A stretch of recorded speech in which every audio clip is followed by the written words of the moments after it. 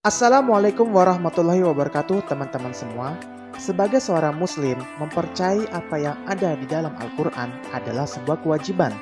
Al-Quran adalah firman Allah Subhanahu wa Ta'ala yang diwahyukan kepada Nabi Muhammad SAW melalui perantara malaikat Jibril. Banyak sekali peristiwa yang ada di dalam Al-Quran yang patut kita kaji. Salah satunya adalah misteri wafatnya Fir'aun ketika berusaha ingin mencelakakan Nabi Musa alaihissalam. Sebelum kita masuk kepada pembahasan, jangan lupa untuk subscribe channel YouTube ini dan mengaktifkan notifikasinya agar kalian tidak ketinggalan informasi yang bermanfaat seputar Islam dari channel YouTube ini. Oke, langsung saja. Berikut adalah penjelasannya versi kata Ahmad.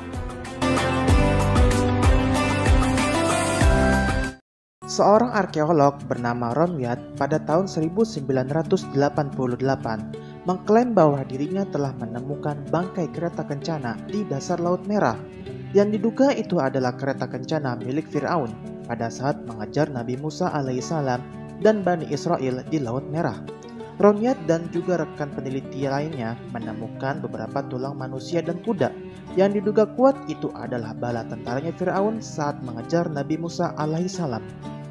Pada saat tulang belulang itu diuji di laboratorium, para peneliti menyimpulkan bahwa tulang belulang itu memiliki struktur dan kandungan yang berusia sekitar 3.500 tahun. Kalau kita melihat sejarah yang ada, bahwa peristiwa pengejaran Fir'aun terhadap Nabi Musa itu juga terjadi sekitar 3.500 tahun yang lalu. Ini menjadi bukti bahwa semua penemuan yang ditemukan oleh Ronwiat dan rekannya adalah benar adanya. Tidak sampai di situ, Ronwiat juga menemukan sebuah roda yang terbuat dari emas namun sudah menjadi batu karang. Yang diduga kuat itu adalah roda yang berasal dari kereta kuda yang digunakan oleh Fir'aun pada saat mengejar Nabi Musa alaihissalam. Penemuan tulang belulang dan bangkai kereta kencana pasukan Fir'aun ini menjadi bukti kebenaran Al-Quran bahwa Nabi Musa alaihissalam telah membelah lautan. Allah Subhanahu wa Ta'ala berfirman dalam surat Toha ayat 77, "Dan sungguh telah kami wahyukan kepada Musa, pergilah bersama hamba-hambaku Bani Israel pada malam hari, dan pukullah, buatlah untuk mereka jalan yang kering di laut itu. Engkau tidak perlu takut akan tersusul dan tidak perlu khawatir akan tenggelam." Kemudian di ayat 78, Allah Subhanahu wa Ta'ala berfirman, "Kemudian Fir'aun dengan bala tentaranya mengejar mereka, tetapi mereka digulung ombak laut yang menenggelamkan mereka. Subhanallah, Maha Suci Allah dengan segala firman-Nya." Setelah beratus-ratus tahun kemudian, setelah kejadian Fir'aun dan bala tentaranya ditenggelamkan oleh Allah Subhanahu wa Ta'ala, jasad Fir'aun pun ditemukan. Namun, yang jadi pertanyaannya adalah, kenapa jasad Fir'aun tidak hancur dan tidak dimakan oleh ikan di lautan? Ternyata, jawabannya sudah ada dalam Al-Quran surat Yunus ayat 92 yang berbunyi, "Maka pada hari ini kami selamatkan badanmu, supaya kamu dapat menjadi pelajaran bagi orang-orang yang datang sesudahmu. Dan sesungguhnya, kebanyakan dari manusia lengah dari tanda-tanda kekuasaan kami." Quran surat Yunus ayat 92. Profesor Michael Durigon menjadi salah satu ilmuwan yang berjasa mengambil sampel organ Fir'aun pada tahun 1975 di Kairo.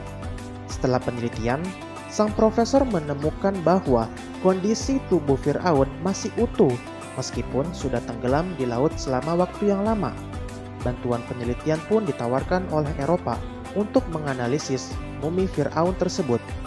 Profesor Dr. Maulis Bukail kemudian menjadi pemimpin, ahli bedah sekaligus penanggung jawab utama dalam penelitian mumi tersebut. Jasad Fir'aun pun dibawa ke Prancis demi penelitian.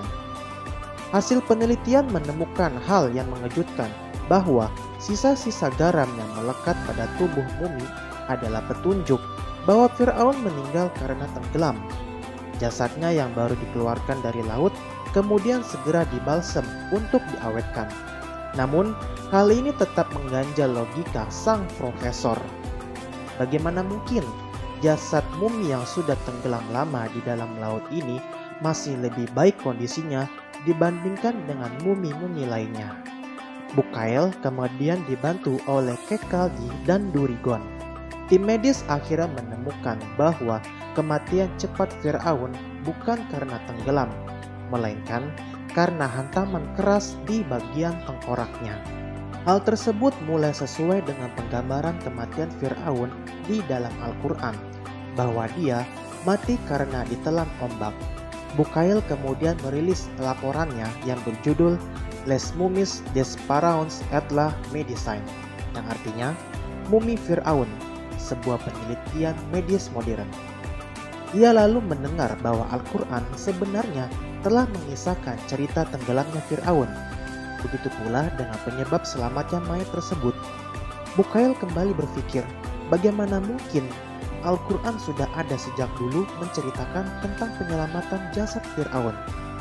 Setelah mencari riwayat di berbagai kitab, termasuk Taurat dan Injil, Bukhail beralih ke Islam, yaitu kitab suci Al-Quran. Ia menemui sejumlah ilmuwan otopsi muslim dan diberitahu mengenai ayat di bawah ini. Maka, pada hari ini kami selamatkan badanmu, supaya kamu dapat menjadi pelajaran bagi orang-orang yang datang sesudahmu. Dan sesungguhnya, kebanyakan dari manusia lengah dari tanda-tanda kekuasaan kami. Al-Quran Surat Yunus ayat 92. Ayat tersebut telah menyentuh hati Bukhail hingga ia menjadi seorang mu'alaf.